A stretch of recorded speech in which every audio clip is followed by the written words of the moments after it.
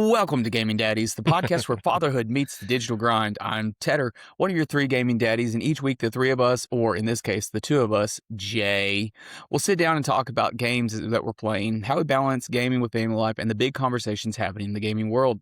This week we're checking out the newest leaks, including a new Zelda Ocarina of Time remake, and others from Nate the Hate, a very reliable source that predicted the release of the Nintendo, or the release announcement of the Nintendo Switch, and many other releases. We'll also be looking at Baldur's 3 Journey and what changes we are looking for.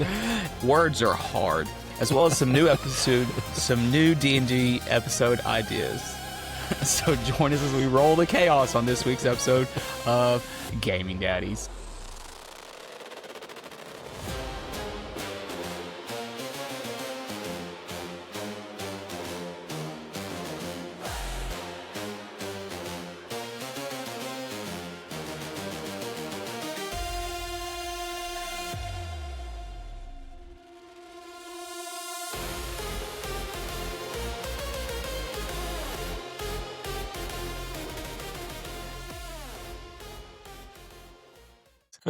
I think you rolled a 4 again on your athletic check, except it was speech check. That's what it was. If you want to know what that means, you got to go watch our D&D episode from our one shot. So my intelligence was low. But it still is, boys. You had one job. It's fine. This is the baton all over again. Oh, final Fallout 4. So, how are we doing? Ma'am.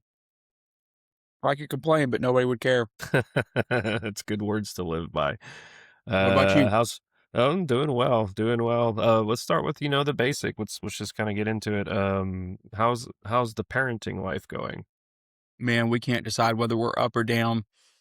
We're saying all the words, but every minute is just, we're either angry, we're happy, we're sad, experiencing all the emotions. I don't know if we're teething. I don't know if we're sick. I don't know if what. One day we're sleeping fine. The next day we can't sleep without somebody in the bed with us.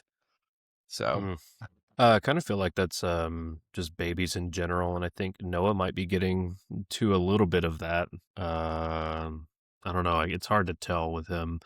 We're up to 8 teeth now in our mouth. He had 4 come in at the same time. It's craziness. Yep. But he doesn't look like a bucktooth vampire anymore. So we got 4 up here and then 4 down here, and it's all good now. He's happy, but we would have nights where here recently it was just really over the past week even it would be difficult to put down, like just to put to sleep. And then throughout the day he would get fussy, and he's grinding his teeth, and so it's hard to fight that. I think he's doing it really now because it's like a new skill unlock for him, so it's just something for him to do. But God, it's so loud, and it's just so cringe. So like we're trying to keep I just got like a chill up my spine for that. But we're trying to keep stuff like he can chew on like at all times. But I think he's just doing that because it's like a new skill that he discovered. We just posted pictures of him on our social about his 9-month birthday. He's 9 months old today. Or no, he was 9 months old on the 10th. Sorry, I don't know dates. It's fine. So Friday, and he's like in our little play prison thing. We have the little green thing, like little green hook pull-up things, and like he can't pull himself up on it yet, but like once we stand him up and like he hangs onto it, he can hang onto it by himself for a little bit. He gets very frustrated when he's playing with something or wanting to put something in his mouth he's not supposed to, and when you take it away from him, he gets very upset about that. We have big feelings about that. So I don't know. Fighting the sleep thing. He doesn't know like when he wants to go to sleep, and he's just kind of, plus he's getting older, so he's a little bit harder to like hold, like to bear hug him while he's sleeping, because I'll have him in my be facing me, and when he fights, like I hold his left arm down because he likes to wave it around to kind of keep himself active, so I hold it down, and then I wrap my arm around his legs so he can't move. But not like squeezing the air out of him or nothing, but like I keep him kind of hugged. and the pacifier in his mouth, and that after rocking for a little bit, he goes to sleep. But man, when he wants to fight, he fights, and he's getting stronger, and so it's getting kind of harder to hold him still. So, but yeah, so I think we're fine now. He was real easy to put down tonight. He left about an ounce in his bottle, and he was asleep, eating lots of different foods. We like pancakes, and There we go. he's yeah. So nothing crazy there. So all is well in the parenting world for the most part, anyway. Hopefully, Ronan will calm down and figure out what he wants out of life. Jeez, it's not that hard, honestly. Yeah, I'm pretty sure I just heard him. Jeez. Nope, never mind. He's Huh? asleep, and Ellen was able to leave the room. So there we Hey, go. extraction complete, boys. Right? Round win. So, shifting into gaming, how you been doing any gaming the past week, or at least since we last recorded? Yeah, actually, I got on to. So last weekend was Good Friday and Easter weekend, Uh huh. and Ronan didn't have school on Friday, but we did. So we Mm. had to take him to the grandparents' house, Uh-huh. and so that we didn't have to do that at like 6 o'clock in the morning. Yeah. We went ahead and took him Thursday night. So we got Thursday night to ourselves, and then we were gonna have Easter lunch on Saturday. So we were like, "Hey, how'd he do? Oh, he did great. He slept all night. Great. How would you feel about keeping him again?" So we got Thursday and Friday night. Oh, that's crazy. Yeah. So no, I jumped on to the Fire Red. So I got Mm. Fire Red. Started that. Made it to Mount Moon. So Ooh, doing my rock cave stuff. nice. Yeah, I forgot how annoyingly grindy Pokemon is at the beginning. It's the caves for me that's annoying. That's the Mm-hmm. most annoying area to be in.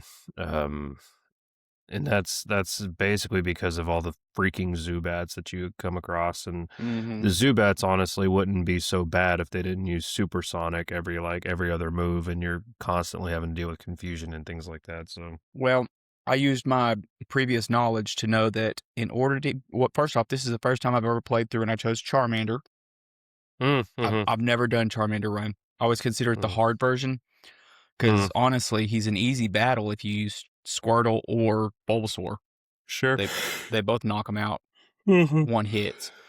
I mean, once Yep. you learn Bubble or Vine Whip, I mean, it's basically game over for them. So it took me a long time to get through all that, and then I had to go through Viridian Forest. Well, I knew it was possible to catch a Pikachu. It's just only a 5% chance to catch a Mm, Pikachu. So I spent probably an hour in Viridian Forest trying to catch a Pikachu. So I finally did. So I have a Pikachu. nice. So honestly, the Zubats are not a problem. I one-shot them with Pikachu. The problem is Yep. I also went ahead and took a gamble, and right before you go in the caves, you can Mm-hmm. buy a Magikarp for $500. So I went ahead and bought Magikarp so I can go ahead and go. Otherwise, I have to wait until I get to Vermilion City, and I have to get the super rod, or I have to get the basic rod and then go fish for Magikarp. So Oh instead of me yeah, waiting until yeah. then, I went ahead and got him, and I'm started leveling him up. And so I put him in, he's the first one that goes out. So automatically I switch to another Pokemon. They Mm-hmm. get a Mm-hmm. free round on me, but at least I'm leveling up 2 Pokemon each round. Hopefully I'll get my Gyarados before I get to Misty. I forget you could do that pretty early. Yeah, that's actually really smart. So, no, So, Pikachu and the early Magikarp. So mhm. that's And of awesome. course I'll just one shot everything with like Misty. I'll just thunderbolt everything. So Yeah, yeah, of course. anyway, So gaming on my end has been a little sparse here lately, just because it's been really busy. And I've just been so wiped out by the time I get home, and do the regular household stuff, and help take care of Noah and all that stuff. So, hmm and we've been having after work commitments, doing different things or going on adventures or whatever. So, sure, we've so the gaming part anyway. So, just before we started recording, I finally was able to sit down with the Switch 2 for a little while, and yeah, I finally dug into Pokemon Champions, which has been released to some pretty meh and lackluster initial impressions from what I've gathered online. For me, my take on it so far is I like it so far. I've only done one ranked battle, of course. Like I've done all the tutorial battles and collected all that those materials and things like that. But I've done one ranked battle, and I don't have any problem with it so far. Now that opinion could change the longer I play, but I'm Sure. still maybe, I don't know, 30, 45 minutes into this. But for those in the audience that don't know what Pokemon Champions is that it's Nintendo's new it's Pokemon, but only focusing on the battle portion of it. Like it's taking out all the RPG stuff out of it. You're not traveling and getting gym badges and all that stuff. You're just battling. Like that's all you're doing. Yeah. And you acquire your Pokemon by I forget what it is. Like you basically rent them out or whatever. But Sure. you need the currency for that, and so that that's the gameplay loop. And they don't have all the Pokemon available right away. Like they add stuff as they go, and whatever. They have battle passes, and they have seasons and things like that. You have your ranked ladder. You can earn, you climb up through the ranks and all that stuff, and you get you get rewards based on how well you do. And you have your casual matches, you have double battle season ranks, you have single battle ranks, and it incorporates a lot of like mega. It has the mega evolution part of that too for some of the Pokemon, Yeah. but you have to get the material for that, and they have online events, and so I haven't dug into any of that other stuff. I've just started the ranked single battle stuff, so it's actually really cool, and I'm enjoying it. But I'm also a big Pokemon nerd anyway, so you're gonna have to try really hard to get me to complain about it. But I'm looking forward to diving more into it. And just as a side note, I cannot get over how good the Switch 2 looks. And just Yeah. how good everything looks on the Switch 2. Like even docked, it looks really, really good. And in handheld mode, it's very impressive. The one thing I will say is they just recently had a software update where you could boost in the system settings, like to make the Switch 1 games appear with the resolution that they would docked on the Switch in handheld mode for the Switch 2. That was a big word salad, so hopefully you're able to follow with that. But it comes at the expense of using more battery life. And so I will say that it's probably the trade-off for the battery life probably isn't worth it, in my opinion, because after only having the Switch 2 off the dock for 30, 40 minutes, I went from 100 to 90%. Yeah. Like that's what it was before I put it down. So I may turn that feature off. I don't think that's that important to me if I'm losing a little bit of resolution off my Switch 1 games. However, I do like that if I'm playing a game on the Switch, but decide to play on the Switch 2, the same game, it will sync. Like my progress syncs. I'm not having to worry about being tethered to one system or the other. So I do appreciate that. So I can play Octopath Traveler on Switch while Nicole's playing Mario Kart World or something on the Switch 2. And, I don't have to worry about being locked to a certain console. So I do like that a lot. Yeah. And outside of Pokemon Champions, I've been diving more into Mario Kart World. And I will say that game is freaking hard. The game is hard. I was not expecting that. Like, I don't play on 50C or 100C. I like playing on 150C. And Yes. I've done the first cup on the Grand Prix 5 times, and I'm stuck on 2 stars because I get bodied right before the final lap ends. Like at the last second, I get past. Like it's stupid. It's hard. And the knockout tour is really fun. I mean, all this content's super fun. It's just hard. The knockout tour is really cool too, but like, man, the final stretch when you're the final 4 and you're trying to get first place, I've done it twice so far, and I've finished 4th, and I'm not a pro at Mario Kart, but I'm no slouch either. So it's the challenge is definitely there. So I'm very excited for that. I'm appreciative of that because the previous iterations of Mario Kart have been kind of like if you're halfway decent, then it's going to be pretty simple. Sure. Not going to be anything too bad.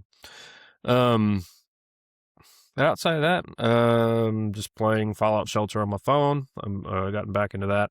I did have a nice little Wordle streak for almost a month, and then I forgot to finish it one night, and so I've yet to pick it back up again. So I think I'll try to take care of that before bed tonight and start my streak again. My highest streak on Wordle is like 135 or 140 days or something like that. So Dang. the dream is real, boys.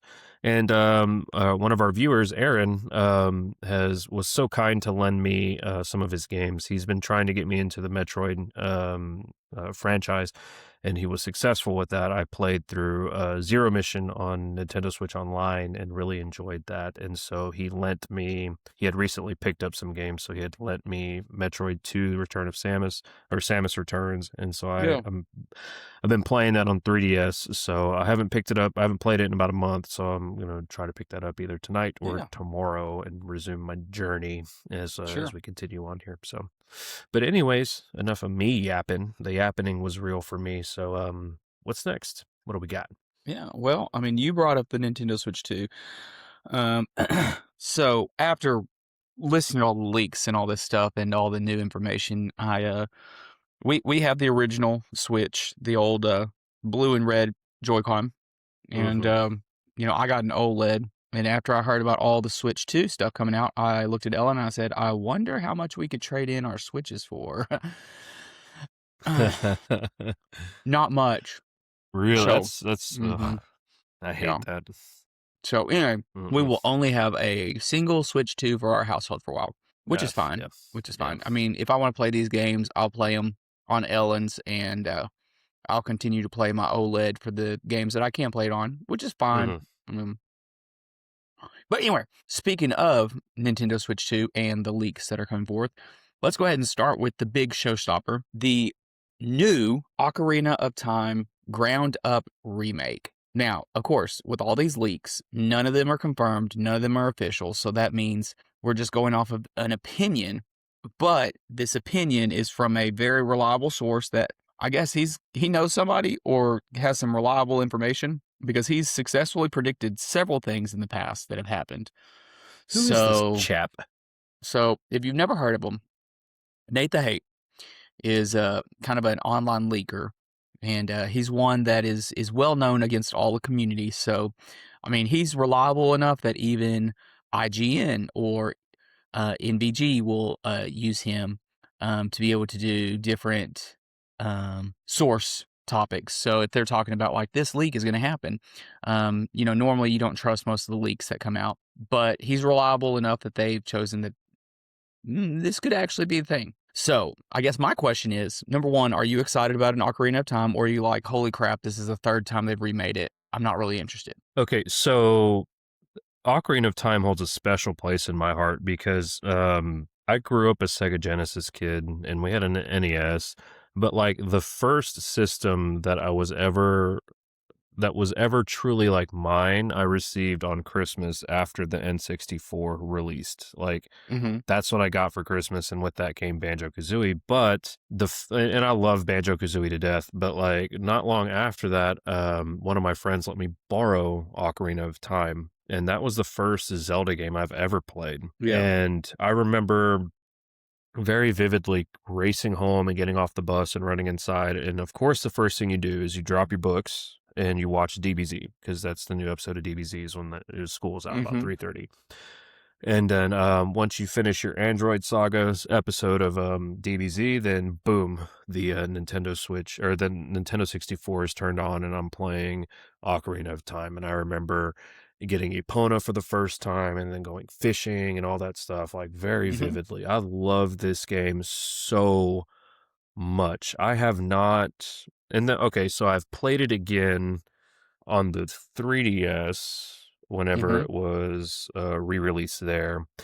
And if this leak is true, yes, please. Like I'll pre-order I'll Fallout 76 this and get like the collector's whatever, brother. Like give it all to me. Like if this is true, and it's being built from the ground up and it's not a remaster, I am all in on this. All in. Oh my gosh, I can't even begin to tell you. How do you feel about it? Because you're a huge Zelda fan. Huge. Well, number one, no matter what, I'm going to get it. I'm excited about it. I think it's great. I actually, over Christmas break, started pulling out all the strategy guides because I was going to play Ocarina of Time again because I got really excited and I thought that it was on the Switch store, like on the whatchamacallit. The eShop. Yeah, it was not. Um, like, so then I was just like, well, I'll go ahead and pull my 3DS, and I've got the remake when it was 3D. So I was like, Mhm. I'll pull that out and start it. And man, I just could not. I was like, surely something's gonna be coming out where they're gonna put this on the Switch. And so I gave up on trying. I just didn't want to jump into it. But anyway, yes, I'm excited. My question or concern is, will this be a graphical overhaul of the same game with everything in the same places and it's just going to look like a 4K game? Or are they going to Final Fantasy VII remake this and it's going to look and feel like a completely different game with a general guideline of the first original game? So my thought goes to, it's definitely going to be a graphical overhaul for sure. They're going to, the control scheme of everything is going to change and improve because it's just everything has naturally improved over time.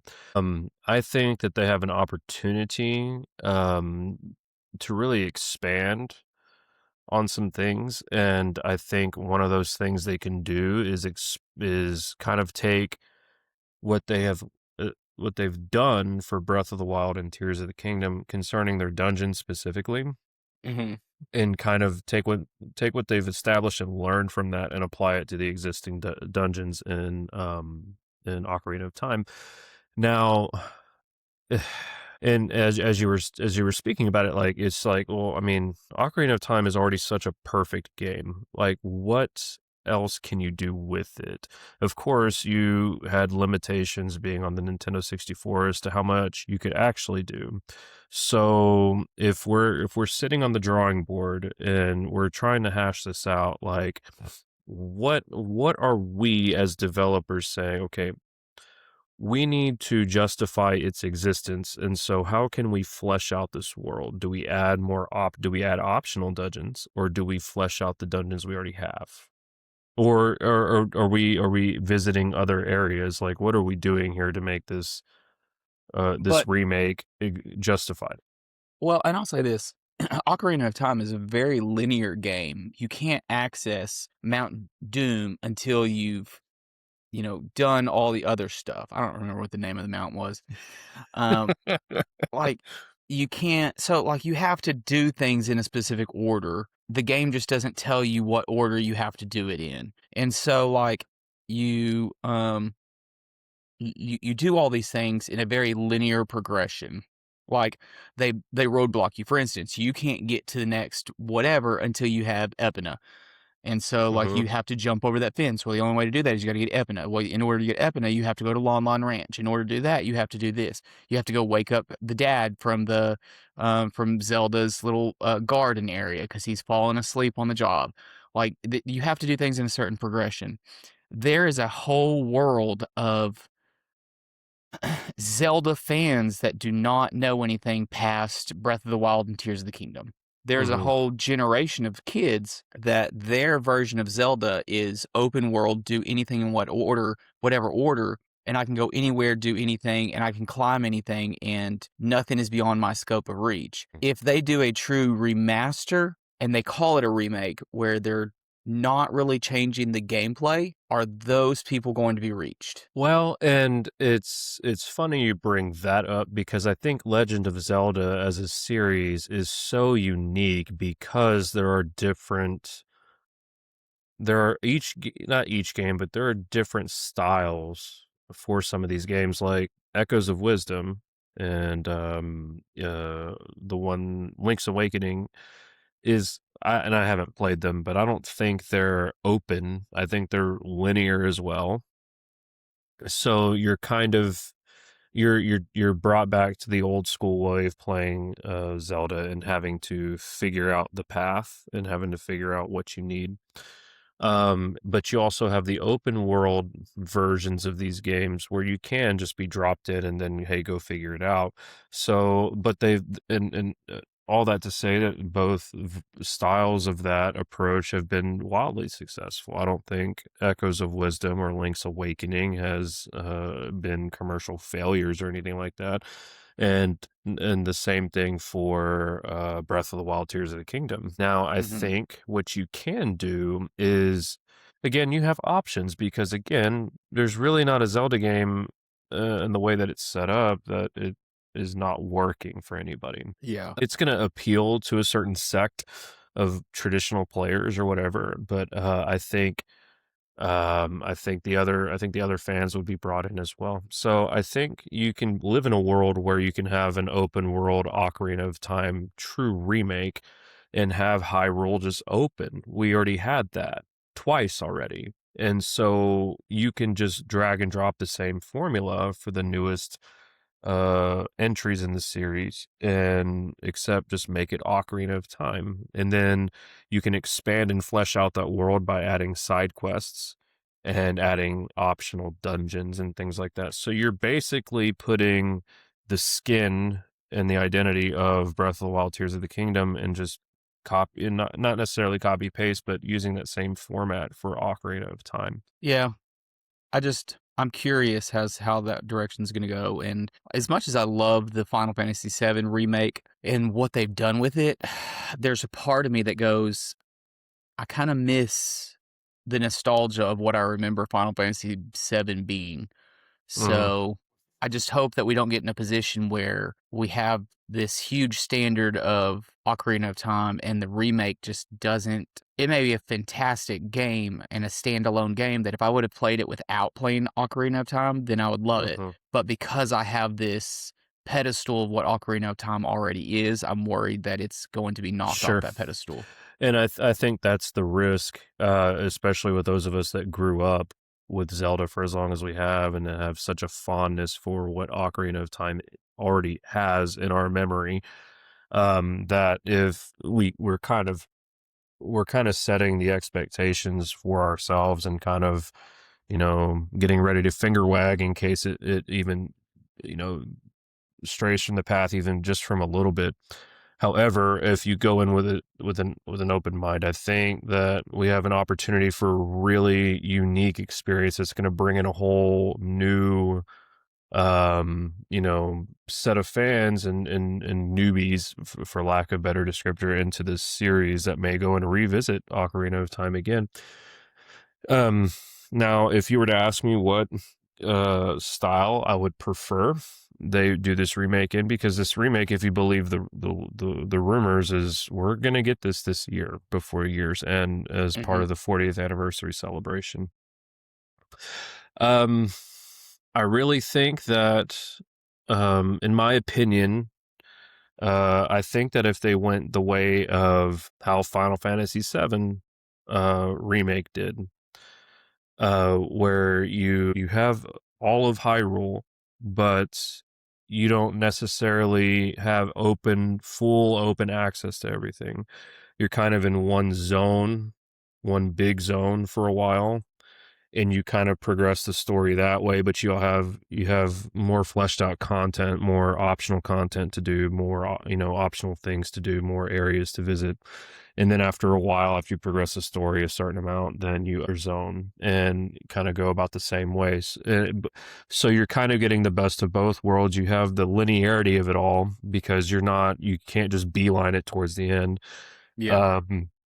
But at the same time, you have open quote unquote world zones that you can explore and get more of the story. And who knows how they can expand and flesh out the story more that they couldn't have done when the original released. So I think in my brain, I think that would be a really cool way to do it. Just take what Sony has done and with Remake and apply that formula here. And I think that's the best of both worlds, honestly. I guess we'll see.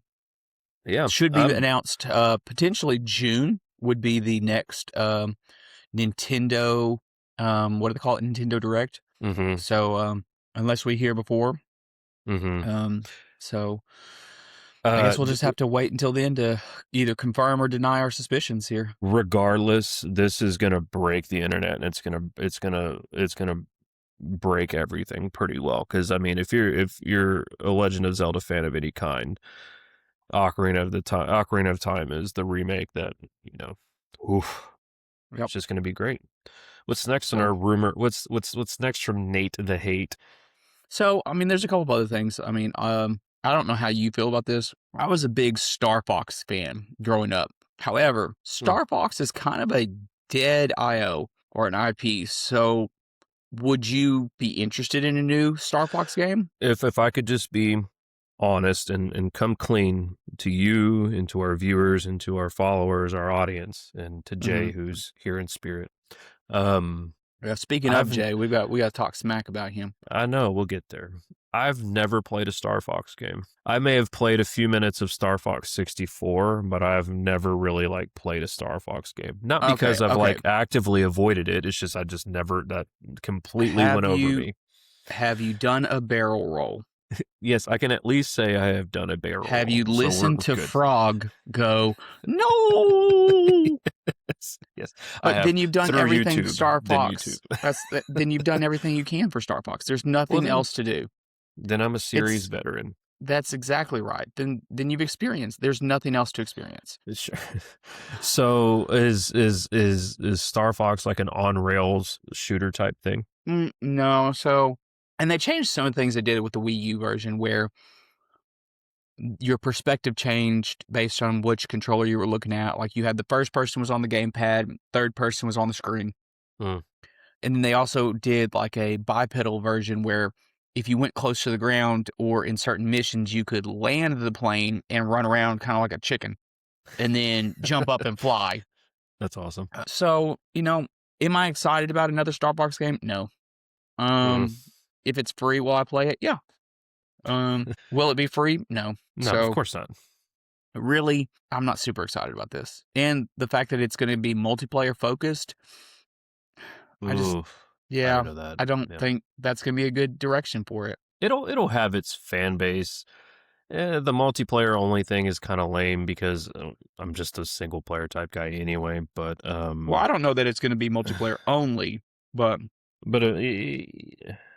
so I mean, as someone who's never really played a Star Fox game, I think the idea that they're trying to revive an old IP that has been dormant for how many decades now, truly dormant. I mean, other than these little spin-off games you get, but I think that has an opportunity to earn its fan base back or potentially grow a new fan base, especially if it's anything like what they were able to accomplish with Super Mario Odyssey or even Wonder or Donkey Kong Bonanza. So I think if you trust in Nintendo, then I think if I think they're going to really put the care and time into it. So, but we'll see. Yeah. Well, I mean, as far as the leaks, I mean, you're talking about Splatoon Raiders, Pikmin 4, Switch 2 Edition. Those aren't major announcements. Those are just kind of, things that they'll probably kind of leak in there or kind of push in the button. The other one that everybody wants to see this year is a new 3D Mario. And what he's suggesting is that we will not see that this year, but in fact, we will have to wait until next summer. That's weird. It is. The timing would seem weird, but they did just release the Donkey Kong game last summer. So with them splitting up the team, the Odyssey team to be able to do Donkey Kong and then the other half doing a Mario game, that would make sense to have a longer development cycle. No. But as far as hype, would you not want a 3D Mario game to come out in the same year as the new Mario movie? Yes. But at the same time, we just wasn't there something Galaxy related? Didn't they re-release Galaxy again for the fifth time or whatever this just a few months ago? And if rumors are to be believed, then you already have a major franchise game coming out later this year anyway. So if we can kind of read the tea leaves, then it kind of makes sense that you don't want Mario out right now. And then, potentially lose steam as we get closer. Yeah, but you're talking about potentially two separate fan bases. because not all Yeah. Mario fans are Zelda fans. True. So I don't know. I don't know that I'm fully bought into that idea. It makes sense Mm-hmm. development timeline wise, but anyway, who knows? Yeah. And again, these are all rumors, so who knows if Sure. there's any merit to them. Sure. But anyway, so that's a majority of the leaks that are happening. Mm-hmm. We'll see if they come to fruition or not. So any other words of wisdom on the leaks?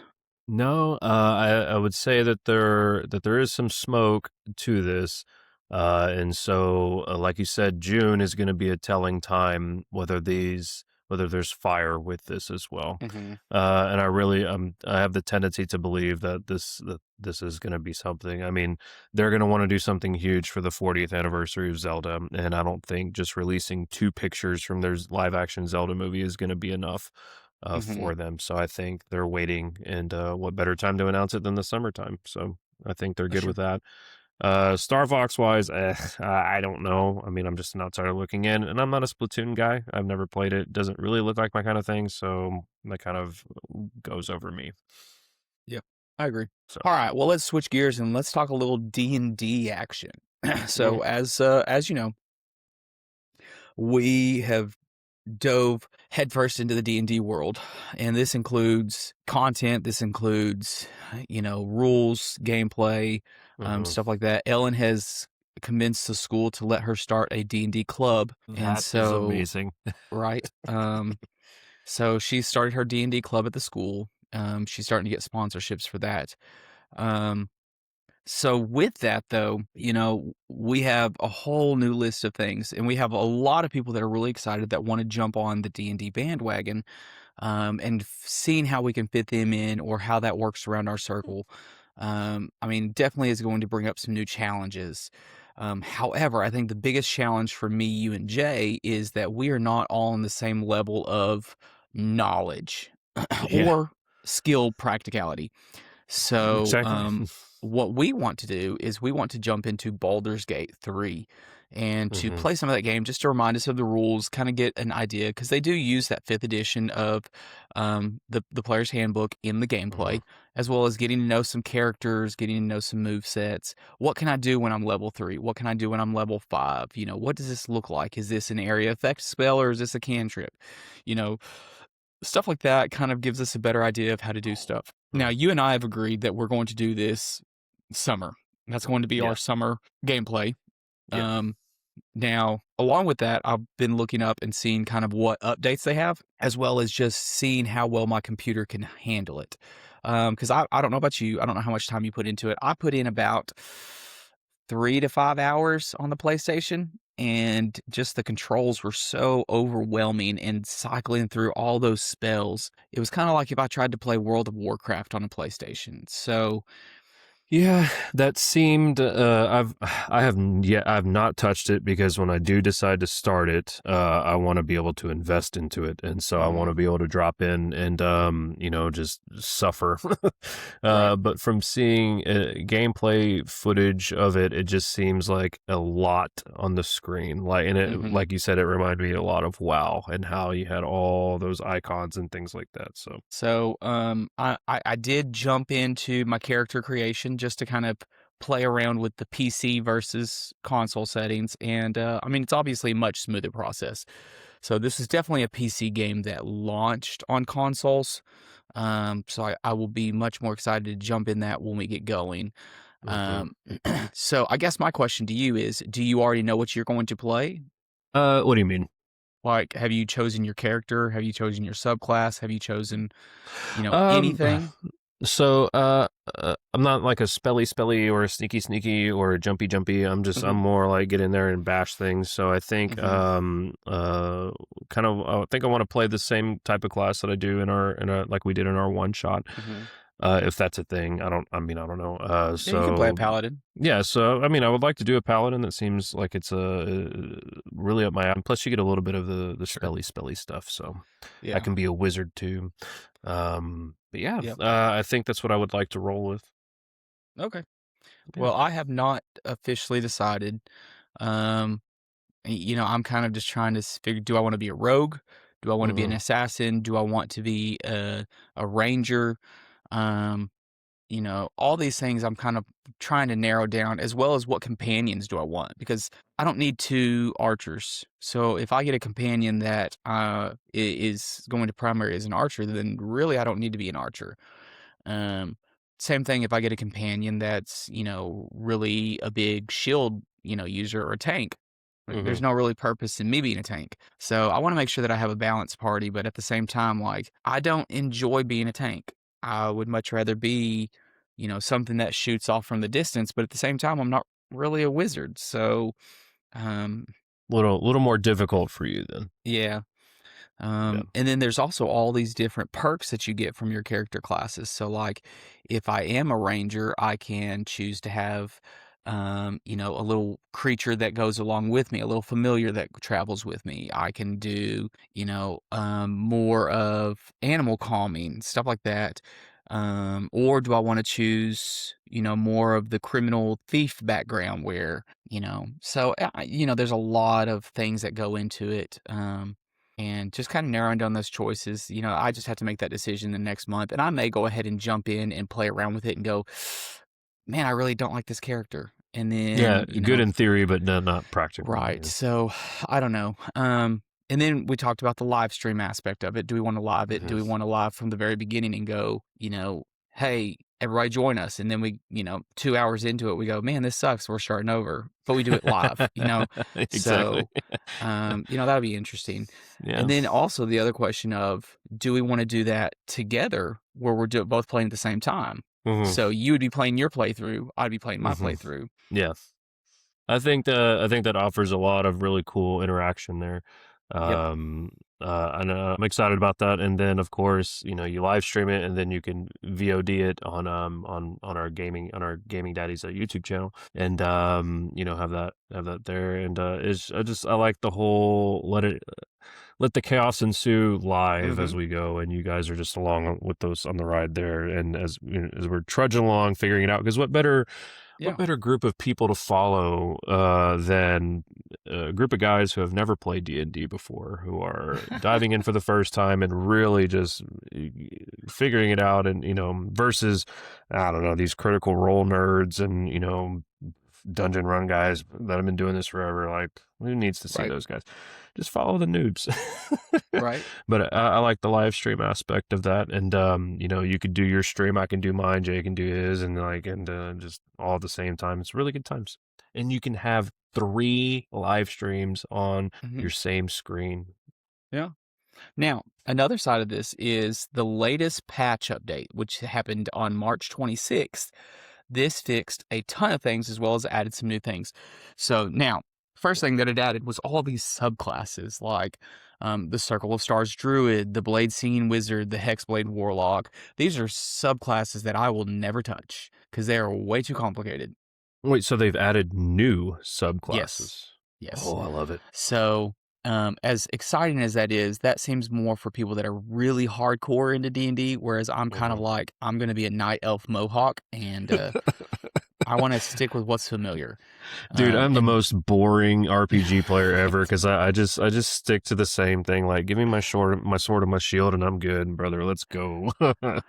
This coming from the man that's played Skyrim 14 times, and every single time does the exact same path. That's exactly right. One day you'll finish that game, though. Don't say that too now, loud. Here's the next big thing, and this goes for all of us. So now they have enabled crossplay. So not only could we play at the same time, we could play the campaign together at the same time. Oh, I love that. So that's a new now, feature. Of course, yeah. Now, of course, we'd have to, make a time where we can all play. Whoa, whatever. That's the least of our issues. It's a thing we can do. So it may be me and you because, Jay's so busy. Yeah, Jay. Now, I will say, Jay, with his busy schedule, does pretty much travel most of June. So by the time we reach level 90, we can finally invite him as a level 1. We can just power level him. Hey, it's Diablo all over again. Hey, so chat, this is the part of the show where you understand that all games that we play is essentially boiled down to being Diablo, because we'll just power level each other. Yep. Speaking of Diablo, coming God, out get out of soon, here. end of Yeah. April. I mean, what do we got? 2 weeks? 3 weeks? Oh, that's close. Yep. Yeah. Yep. Yep. Yep. Yep. So, in So fact, back. it releases the night of our spring concert for the high school. I ain't got crap to do after that, so That's the week before our spring concert. no, you're gonna be too busy. You can't play. Yeah. I'll let you know how Yeah. it is. If you spoil it, I will find you. Speaking of, have you caught up with any of the IGN news where they have like the gameplay videos and they have the storyline videos and any of that? No, I need to watch them. But tell me, Yes. since you've clearly watched them, are they worth? Is it going to be worth my time to sit down and do that? Well, you like Riker, so if you go watch Riker, he's got some stuff on it. But yes, go watch those videos. Go watch the new updates from IGN, and then go listen to Riker and his hot takes on it. But no, it looks really cool. It looks really fun. The new island is you have to get on a boat and you have to travel to the new islands. And then you have like 22 new dungeons that are on that island spread. As well as you have Lorath who's back. And kind of how that fits into the story of the Amazonians. And so it'll be interesting to see. Cool. So Well, I'm excited definitely excited. I need to get caught up in D4 anyway, campaign wise, because I haven't, I'm bad. But yeah, if we're circling it back to Baldur's Gate 3, I'm super excited to try that and all the different things that we can do, like especially like co-op campaign, like that's awesome, crossplay and all that stuff. I'm really excited for that, and it's just going to be a lot of good times. And that's what a way to work on D&D skills and just using that game. Like I haven't played a very engaging, like super in-depth like RPG in a very, very long time. It's been a very long time, so I'm excited to take that big bite of steak. And the last bit of news about Baldur's Gate is they have fully embraced the modding community. So Larian has also introduced a ton of mods themselves. There's over 10 million mods in Baldur's Gate. So you can do all kinds of things. And they fully support it. They fully encourage it and want you to take advantage of all the mods. So if that's something that interests you, I've never played a modded game ever, but I'm sure those in our community. Stop. You've never modded Fallout or Skyrim? No, actually.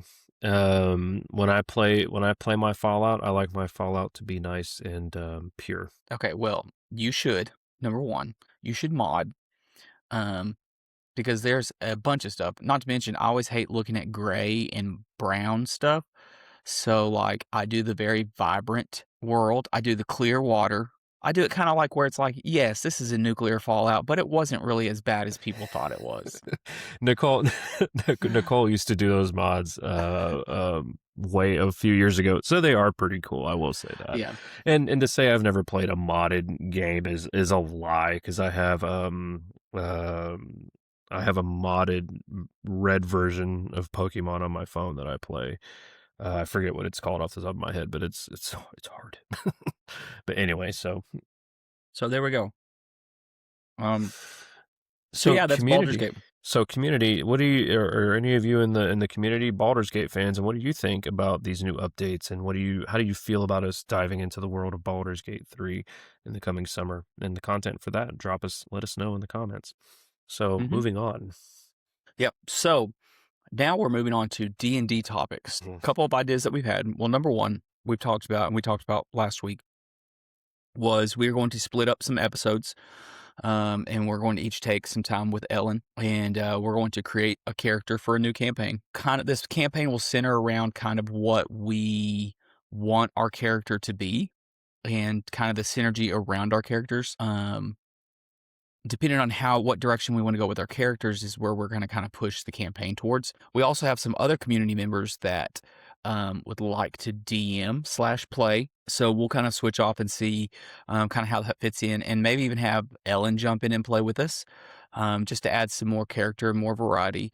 And we might see if we can get some other gaming mommies to jump into the game with us, as well as seeing how we can expand our D&D sessions. So meaning live maps, maybe get in-person plays where we can record the session and live stream the session. Mm-hmm. And then how we can engage chat while we're also doing the live stream sessions.